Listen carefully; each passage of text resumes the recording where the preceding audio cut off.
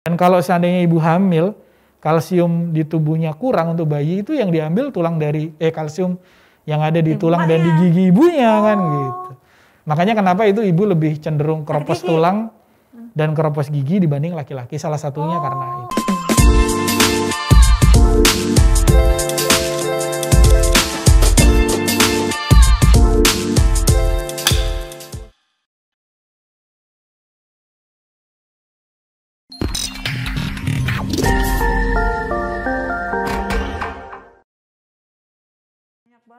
Betul. Nah, lanjut ke penelitian Bapak tadi ya Pak, ini kan cara kerjanya vitamin B dengan berjemur ya proses Pak, ya? biosintesanya ya.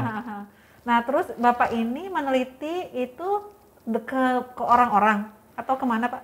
Ada, pertama dari hewan coba dulu ya, kita meneliti di hewan coba untuk lihat terkait dengan vitamin D pada sistem renin, angiotensin, aldosteron itu pada hewan coba.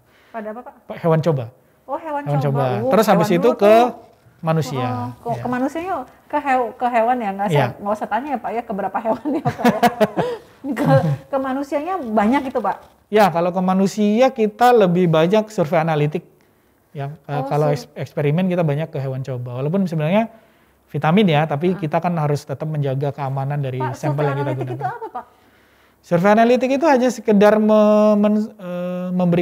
memantau. Jadi hanya mengobservasi dari populasi yang kita amati, jadi tidak memberikan perlakuan. Tapi kalau eksperimen kan kita memberi perlakuan. Oh, jadi maksudnya yang disurvei apa Pak?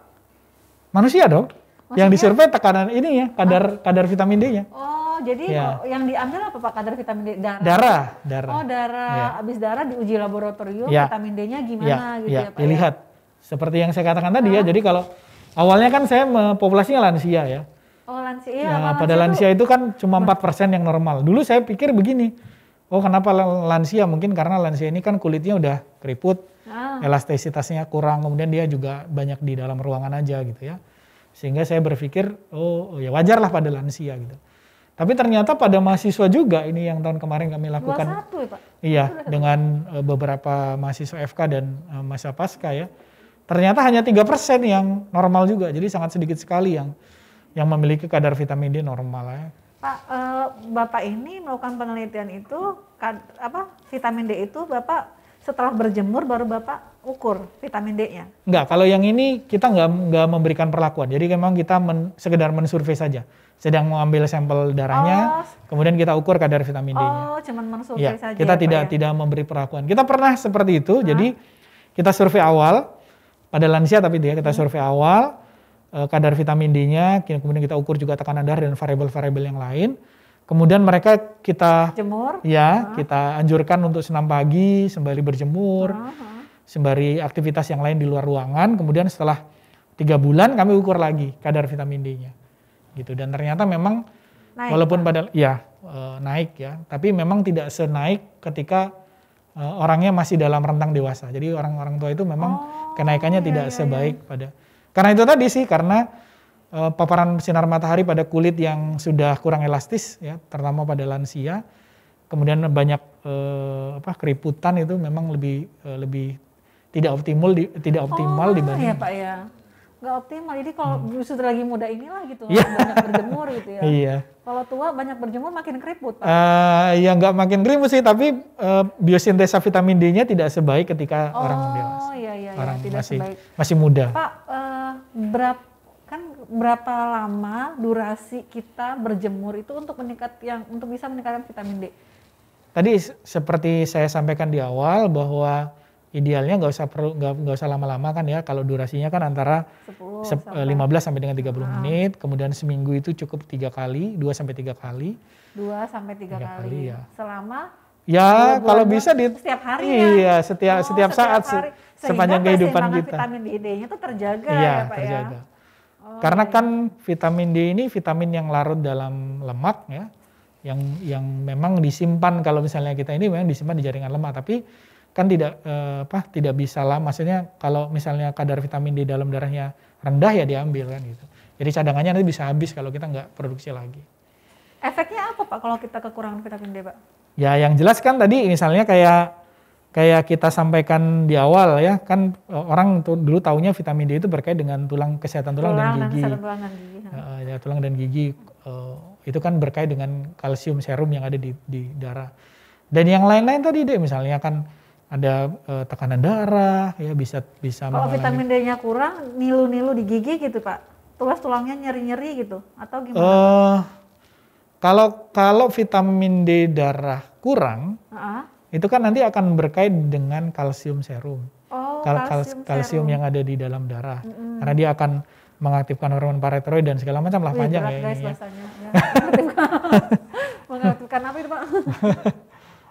Nah intinya kalau misalnya kalau kalsium serumnya rendah berkait dengan vitamin D, karena kan vitamin D ini juga membantu untuk penyerapan penyerapan kalsium loh. Jadi tanpa vitamin D, kalsium itu penyerapannya tidak optimal.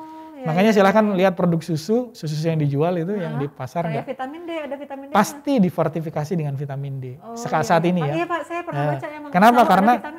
Karena agar kalsium yang ada di dalam susu itu bisa diserap optimal oleh anak-anak atau orang-orang yang mengkonsumsi susu. Ya, karena kalsium kan penting untuk pertumbuhan tulang. Tadi kalau masa pertumbuhan kalsiumnya kurang kan anaknya nanti bisa nggak tumbuh tinggi. Ibu hamil kalsiumnya kurang, nanti bayi yang dikandungnya kalsiumnya kurang kan gitu. Dan kalau seandainya ibu hamil kalsium di tubuhnya kurang untuk bayi, itu yang diambil kalsium yang ada di tulang dan di gigi ibunya kan gitu. Makanya kenapa itu ibu lebih cenderung keropos tulang dan keropos gigi dibanding laki-laki, salah satunya karena itu. Disumbangin buat anaknya. Masya Allah, ibu ya terbaik di dunia nih. Betul. Pak, istrinya sayang istri kan Pak? Oh iya. Berarti sebetulnya vitamin D itu tanpa kita sadari ya Pak, sebenarnya kita tuh nggak pernah sadar loh Pak. Ternyata vitamin itu manfaatnya banyak sekali ya Pak ya, banyak banget manfaatnya. Yang saya pikir Pak, vitamin D itu adalah terkait dengan kalsium gitu. Ternyata sebenarnya vitamin D itu berdiri sendiri, kalsium berdiri sendiri ya Pak ya. Hanya beda. Berbeda. Saya pikir kalsium itu ya vitamin D, bukan beda ya Pak ya. Namun ini sangat berkaitan kekurangan vitamin D menyebabkan yang namanya kekurangan kalsium gitu nggak sih Pak? Jadi kalau vitamin D yang nggak ada atau berkurang, penyerapan kalsium di dalam tubuh kita itu terganggu. Jelas ya Pak ya, jelas terganggu. Sebaliknya kalau kita makan kalsiumnya dosis tinggi berlebihan, reseptor vitamin D di ususnya akan berkurang. Jadi sebenarnya intinya itu semua itu yang setengah yang sedang-sedang aja ya. Yang seimbang ya, jangan lebay ya. Jangan kurang, jangan juga berlebih. Betul. Oh iya Pak.